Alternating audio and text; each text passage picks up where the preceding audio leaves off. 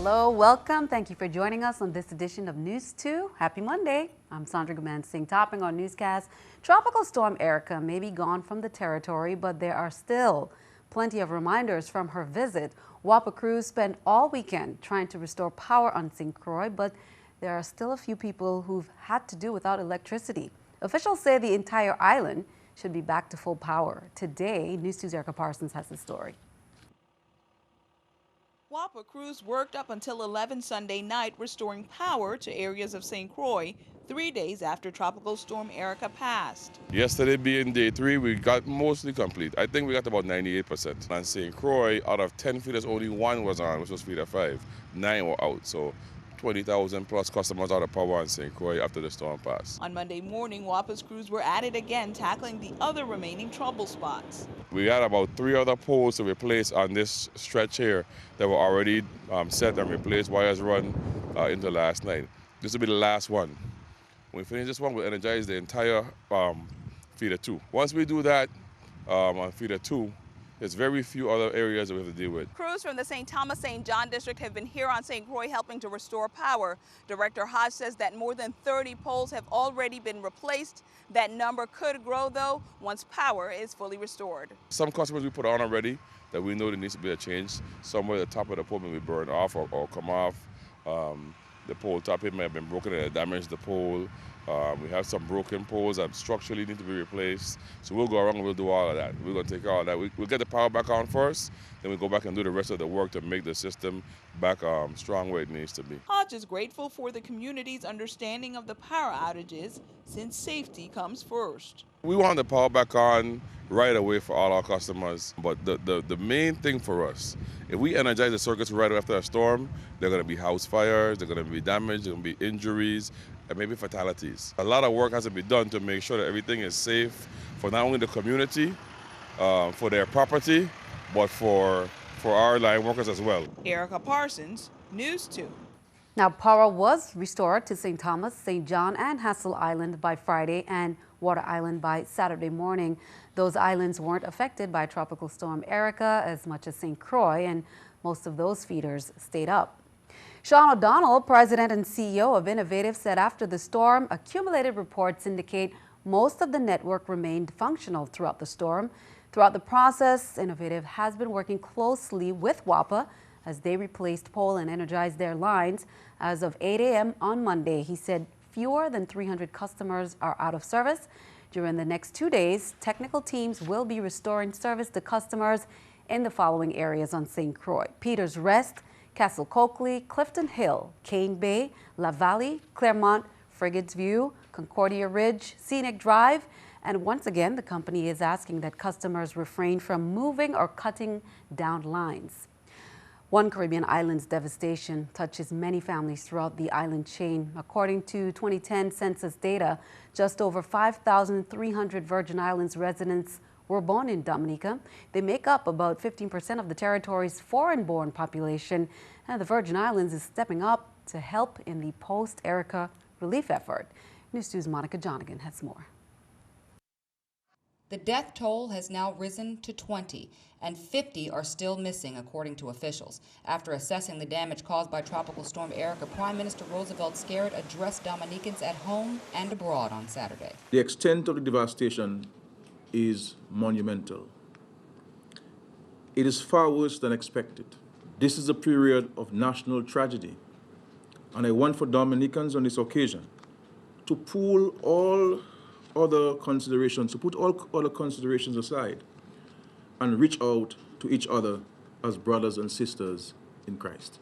That call has been heard, and relief efforts are beginning to pour in from neighboring islands and states like Florida. On Saturday, Rotary East on St. Thomas, in partnership with local businesses and the VIPD, set up a drive that will continue until September 6th to allow residents to drop off non-perishable food items and toiletries at 5 drop-off sites on island. St. Croix Rescue has already begun coordinating with crews from Puerto Rico and Montserrat to send heavy equipment and personnel needed to continue in the recovery effort. I just got off the phone with the permanent secretary in the Prime Minister's ministry, and we've begun the coordination with getting into the airport, having a C-130 land.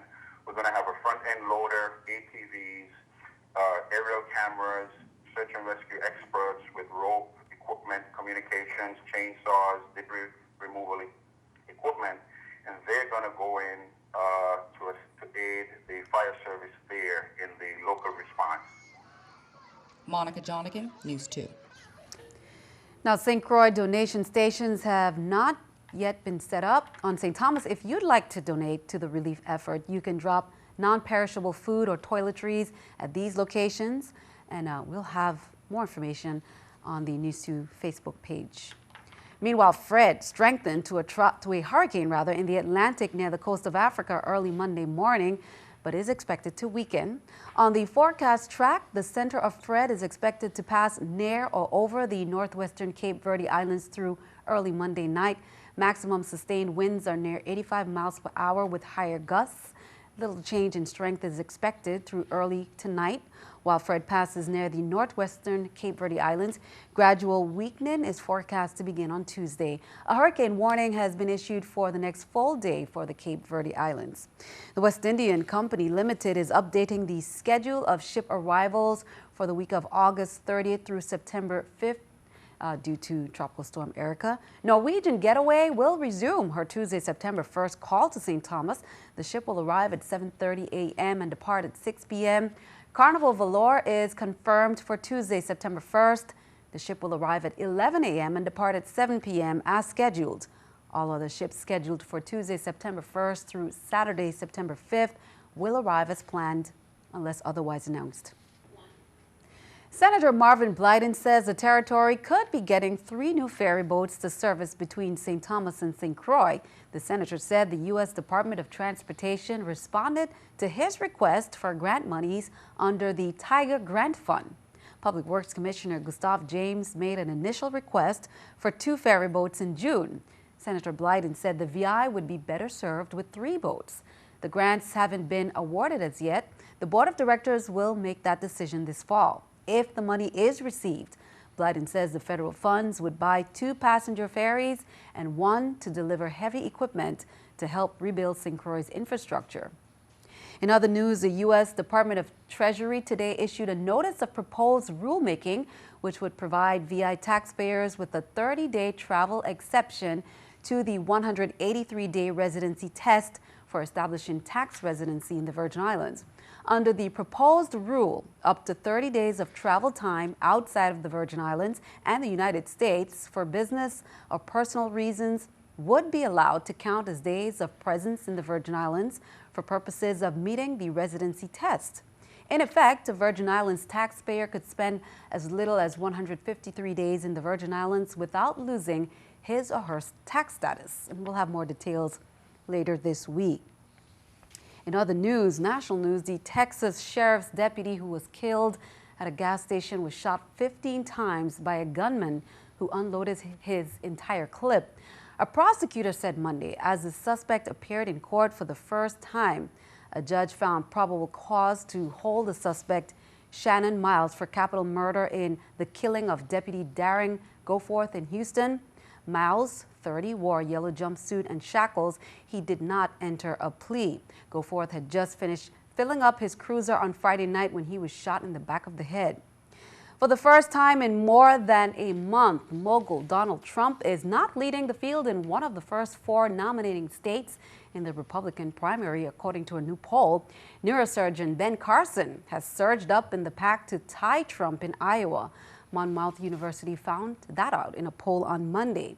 Well, forget 2016. Kanye West said he's planning to run for president in 2020. In a candid speech at Sunday night's MTV Video Music Awards, the rapper concluded his remarks by announcing a presidential bid for the election 5 years from now. And keeping our eye on the economy, here's the New York Stock Exchange with our stock market watch. As we can see, everything down. The Dow 114, NASDAQ 51, S&P 500 also down at 16. Coming up on News 2, police need your help as they continue to investigate weekend crimes. Plus, back-to-school preparedness events continue this past weekend, including a Father's March and Prayer. We'll have details.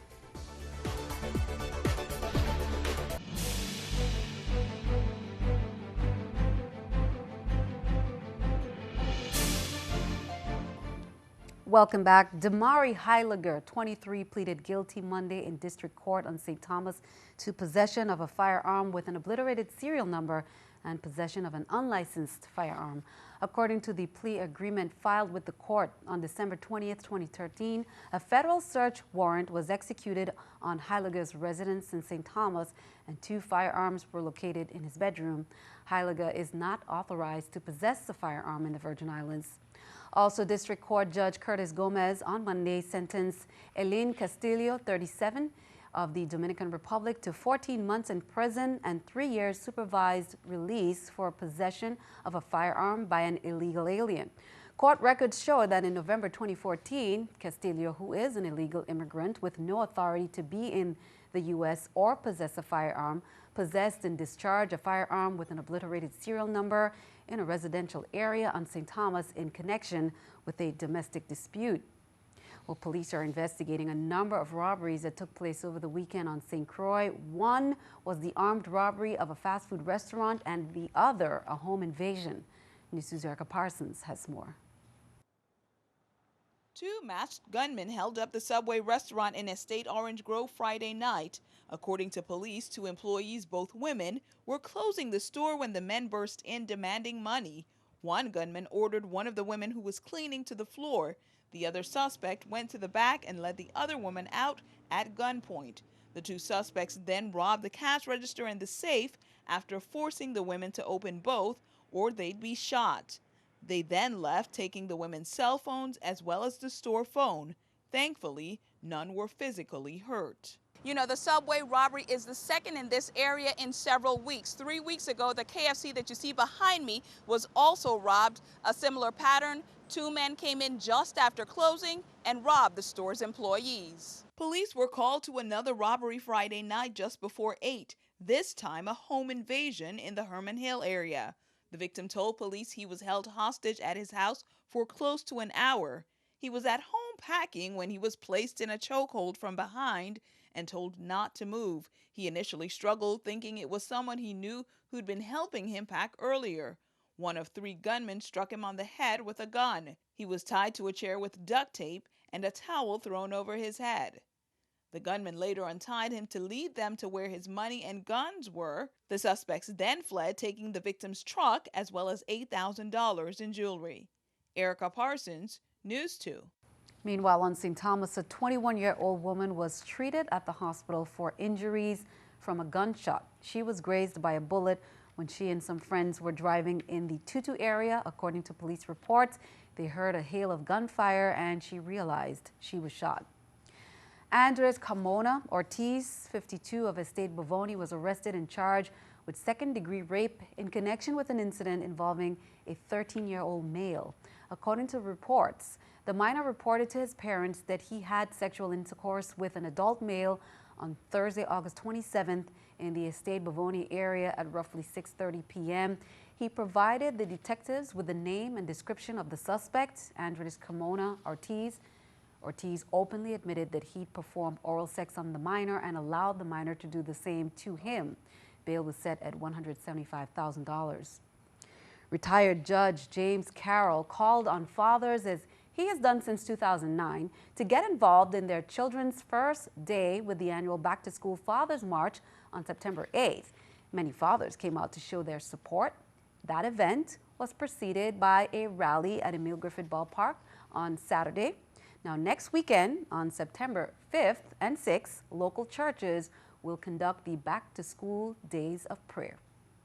The Virgin Islands Department of Education's Division of Special Services, St. Croix District, will be hosting its 2015 Back to School Conference for all special education staff, including teachers, paraprofessionals, diagnostic, preschool, administrative, and support staff on Friday, September 4th at the DV Carina Bay Resort.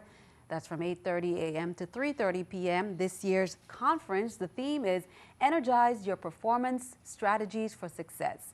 And it's designed to re-energize and prepare the staff for a successful 2015-2016 school year.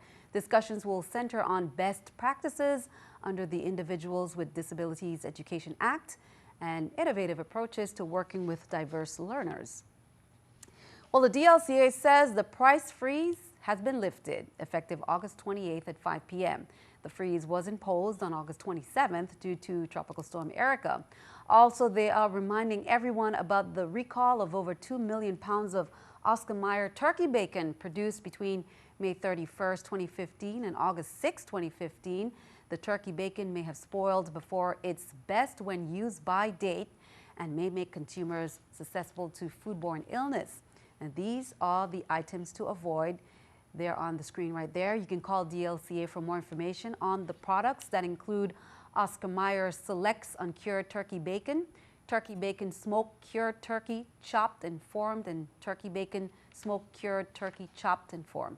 These products and these items were shipped nationwide and exported to the Bahamas and St. Martin. They say if you have purchased any of the identified items, do not consume them. Make contact with the retailer where the product was purchased from with respect to refunds. Be sure to stick around. Your News 2 AccuWeather forecast comes your way next.